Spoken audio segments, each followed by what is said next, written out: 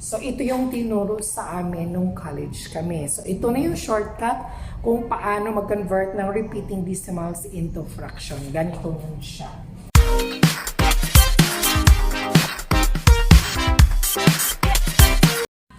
Hi, good morning again and welcome back to my channel. Today's video, I'll be teaching you how to convert repeating decimals to fraction.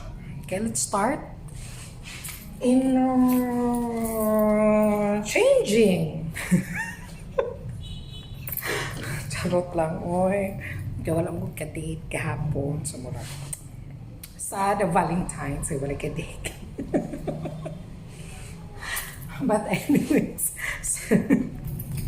in a serious note, how to convert repeating decimals into fraction. Number 1, 0.3 bar. You know that 0.3 bar can be expressed as 0.3333 and so on, because obviously again that is a repeating number. So let's proceed with step number 1. Ito rin yung tinuro sa amin nung college kami. Okay?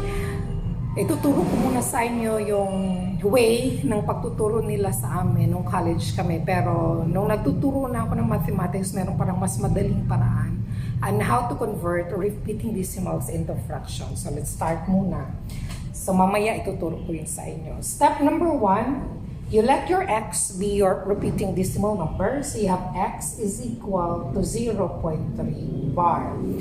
After that one, step number 2, multiply your step number 1 by 10. Why 10? Because you have only a single digit repeating number. So, ang i-multiply natin sa step 2, magdedepende kung ilan ang digit ng decimal, ng repeating decimal number. So, in this case, we have only a single repeating decimal digit. So, kaya i-multiply natin siya ng 10. So, multiplying both sides by 10, this will give you now 10x is equal to 3.3 bar. Bakit siya naging 3.3 bar? Because in here, if you're going to multiply this number by 10, you just simply move the decimal point to the left once.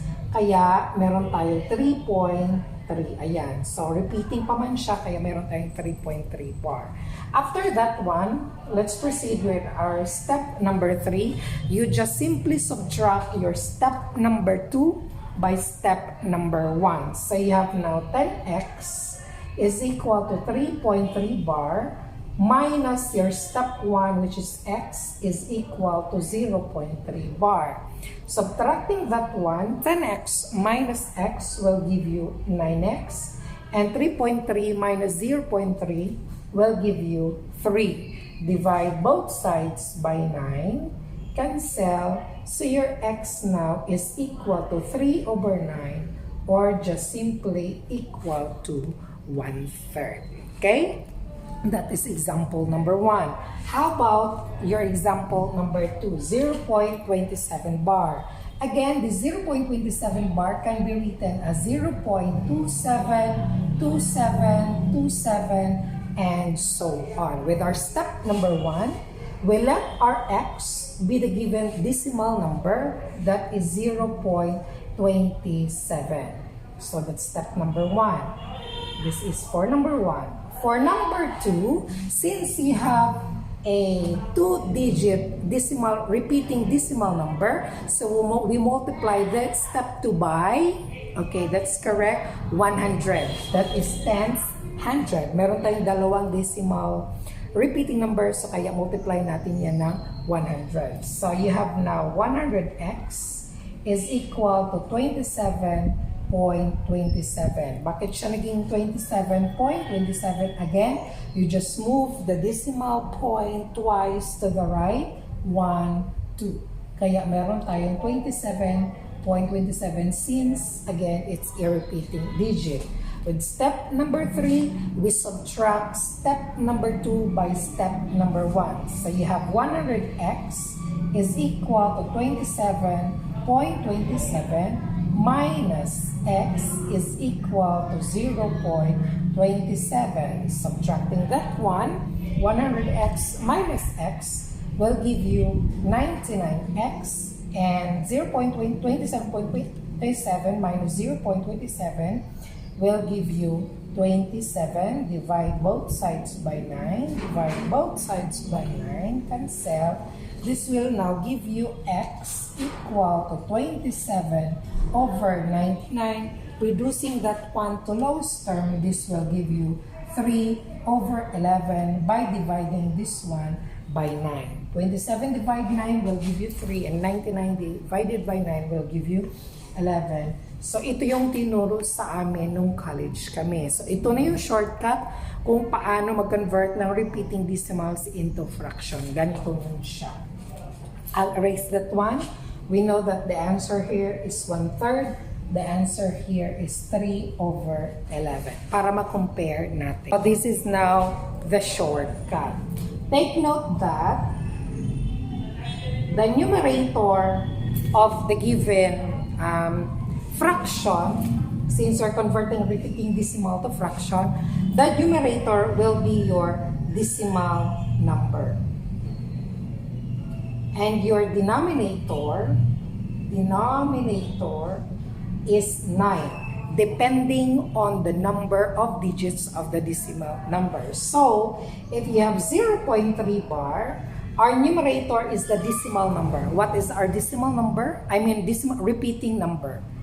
This is your repeating decimal. Repeating decimal number. So what is our repeating decimal number? It's 3. So that is your numerator. And our denominator is 9. Always 9. Depending on the number of digits of the repeating decimal number. Since you have only a single repeating decimal number, then meron tayong isa lang na 9. So you have 3 over 9, converting that one, that is equal to 1/3. So you have 1/3. Okay, we have 0.27, that's 3 over 11. Again, from here, our numerator is the repeating decimal number. What is our repeating decimal number? That is 27. What is our denominator? 9, depending on the number of digits. Ilan ang repeating decimal digit? 2. So, meron tayong 2, 9. That is 99. Reducing this one to lowest term, this will give you now 3 over 11. So, that is the shortcut. So, how about kung meron kang 0.34 bar? If you have 0.34 bar, again, our numerator is the repeating decimal number, that is 34. And our denominator will be 9, depending again on the number of decimal digits. So you have dalawang repeating number, so you have 99. So you have 34 over 99. Ganun lang pala siya kadali. How about if hindi lahat ng decimal ay repeating? For example, meron tayong ganito, 0.12 bar. 2 lang ang na-repeat, hindi kasali yung 1. So, in this case, shortcut na tayo diretso. So, your numerator will be the decimal number minus the non-repeating digit. That will be our numerator. The decimal number minus the non-repeating digit. Our denominator is 9 and 0. 9 for the repeating digit and 0 for the non-repeating.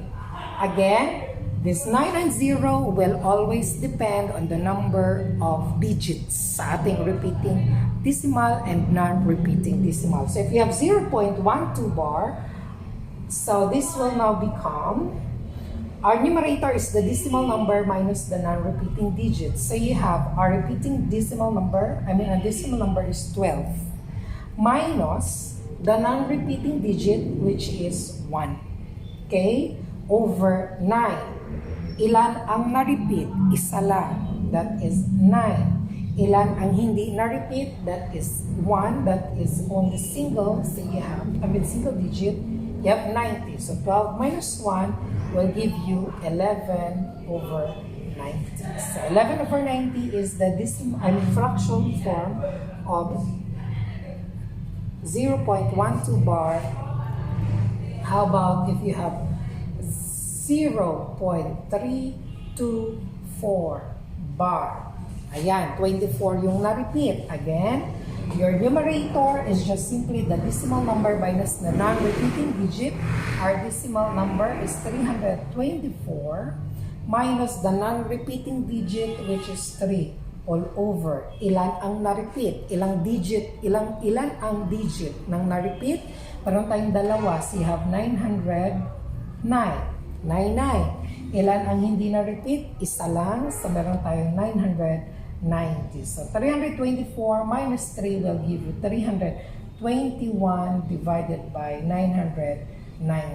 Reducing this one to lowest term by dividing this one by 3. This will give you now 107 over 330.